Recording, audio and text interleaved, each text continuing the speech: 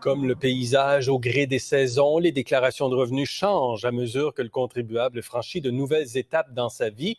On a eu envie ce soir de revenir à la base en ciblant 5 grandes transitions qui nous touchent à peu près tous et qui s'accompagnent de mesures spécifiques qui peuvent parfois nous faire quand même gagner beaucoup d'argent.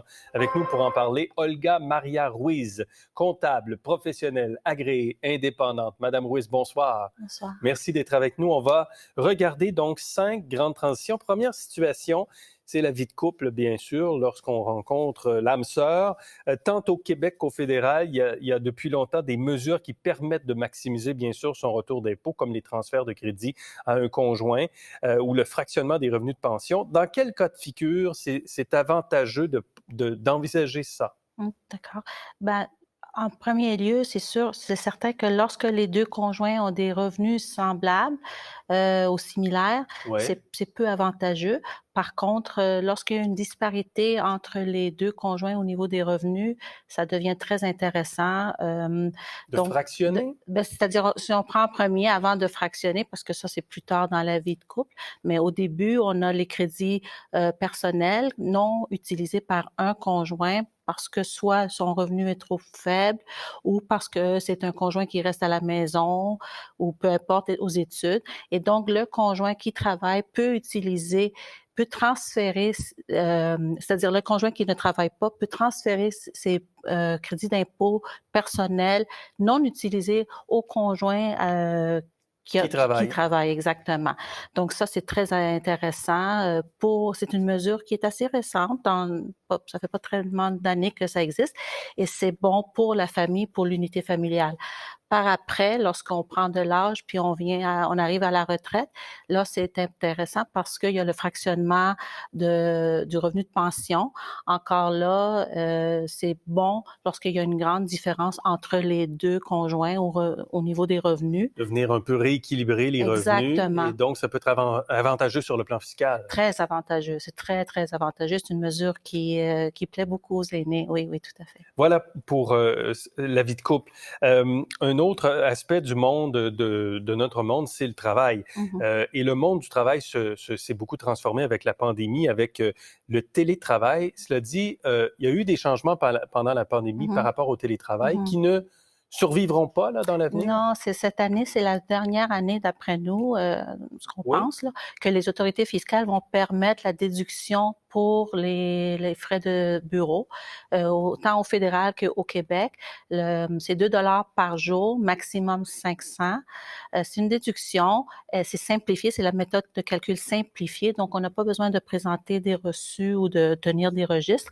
Par contre, il faut vraiment que le travail à domicile ou les frais de bureau soient engagés parce qu'on est en situation de COVID. Il faut qu'au moins 50% de notre travail soit en raison de la COVID pendant au moins 4 semaines consécutives, c'est-à-dire 1 mois. Ouais. Donc, c'est ça Ça, c'est pour la méthode simplifiée. C'est ça. La méthode détaillée demeure toujours disponible. La méthode détaillée demeure toujours. Si on pense que nos frais de bureau sont supérieurs à 500, ça vaut la peine de faire la méthode détaillée. Par contre, c'est plus fastidieux parce qu'il faut accumuler les reçus, faire un décompte. Puis il faut faire attention parce que ceux qui, avant la pandémie, utilisaient la méthode détaillée ne peuvent pas utiliser la méthode de COVID. Il faut qu'ils continuent à utiliser la méthode simplifiée pour la COVID. Il faut qu'ils continuent à utiliser la méthode détaillée à ce moment-là.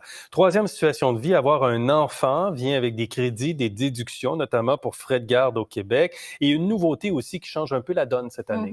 Laquelle? Au Québec, dans les années antérieures, on n'avait pas d'obligation nécessairement d'avoir des relevés 24. Donc, il y avait certains services de garde ou des camps qui offraient des services aux jeunes de moins de 16 ans qui ne produisaient pas des relevés 24. Cette année, par contre, c'est une obligation pour pouvoir déduire ces frais de garde, d'avoir un relevé 24. Le relevé 24. Oui. Et donc, si fourni par la garderie? La garderie, les camps, les services, tout.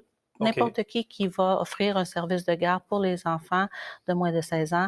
Et c'est important parce que déjà dans la pratique, on remarque qu'il y a certaines personnes qui arrivent sans le relevé 24. Donc, il faut communiquer avec les organismes pour leur demander. Important, relevé 24. Écrivez ça sur votre frigo.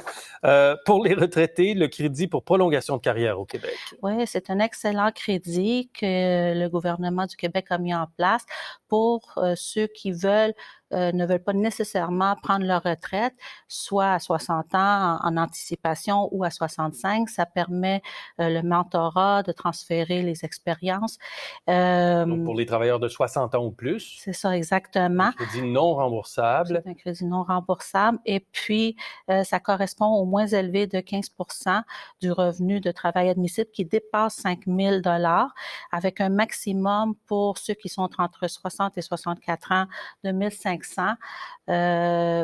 et entre plus que 65 ans, c'est 1 650. C'est certain que dépasser certains revenus maximaux, on perd le crédit. Pour ceux qui ont 60 ans, et entre 60 et 64 ans, c'est 66 590. Puis pour ceux qui ont plus que 65 ans, c'est 69 590. OK. Et dernier point, les aînés et surtout le moment où on essaie d'abord de rester à domicile, de maintenir son autonomie, il y a deux belles mesures, le crédit pour maintien à domicile et le crédit pour frais engagés pour maintenir son autonomie. Oui. C'est vraiment celui qui a été le plus bonifié, c'est ce qu'on appelle le crédit d'impôt remboursable pour le maintien à domicile des aînés, c'est le CIMAD. Faut être âgé de 70 ans ou plus. Ouais. C'est un crédit qui auparavant était à 35 %. Il a été bonifié à 36 % et il va continuer à être bonifié jusqu'à l'année 2026, jusqu'à 40 % Ah, ben quand même. C'est très intéressant, surtout pour les aînés qui sont en perte d'autonomie ou sont non autonomes. Même si on a bonifié, il y a une petite réduction qui s'applique pour les non autonomes, alors qu'auparavant, il n'y en avait pas, mais peu importe, c'est juste sur la partie bonifiée. Donc, c'est très avantageux encore pour les non autonomes. Et pour ceux qui sont autonomes, oui. Ils ont mis une deuxième réduction au-delà de 100 000 $ de 7 %. En bas de 100 000, c'est 3 %. Au-delà de 61 725. OK. On va s'arrêter là. C'est le temps que nous avons. Il y a beaucoup d'informations dans ce que vous avez dit. Olga Maria Ruiz, merci beaucoup d'avoir été avec nous. Merci à vous. Bien.